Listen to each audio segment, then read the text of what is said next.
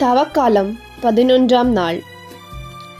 இன்றைய உங்களுக்கான இறைவார்த்தை, நான் உங்களிடம் அன்பு கொண்டிருப்பது போல நீங்களும் ஒருவர் மற்றவரிடம் அன்பு கொண்டிருக்க வேண்டும் என்பதே என் கட்டளை.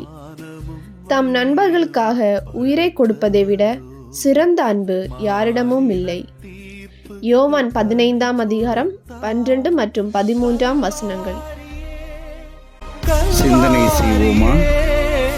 விவிலியத்தை ஒட்டுமொத்தமாக பிழிந்தெடுத்தால் அதிலிருந்து விழும் ஒவ்வொரு துளியும் அன்பை பற்றியே போதிக்கின்றது. அது எப்பேற்பட்ட அன்பாக இருக்க வேண்டும்? தன் நண்பனுக்காக உயிரை கொடுப்பதை விட மேலான அன்பு வேறு யாரிடமும் இல்லை என்று சொன்ன இயேசு நமக்கு நண்பனாக அறிமுகமாகிறார். அதனால் நமக்காகவே உயிரையும் விடுகிறார்.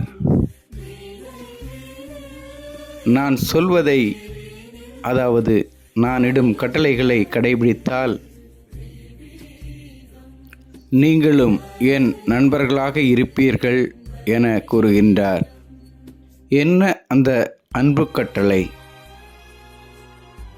நான் உங்களிடம் அன்பு கொண்டிருப்பது போல நீங்களும் ஒருவர் மற்றவரிடம் அன்பு கொண்டு இருக்க வேண்டும் என்பதே எனது கட்டளை என கூறுகிறார். அன்பானவர்களே, நாமும் நமது நண்பர்கள், உற்றார் உறவினர்கள், அக்கம் பக்கத்தினர் ஆகியோருடன் உள்ள விருப்பு வெறுப்புகளை களைந்துவிட்டு அவர்களுடன் நட்பு பாராட்டி அன்புடன் வாழ்ந்து இயேசுவின் நண்பர்களாக மாறுவோமா? சிந்திப்போம்.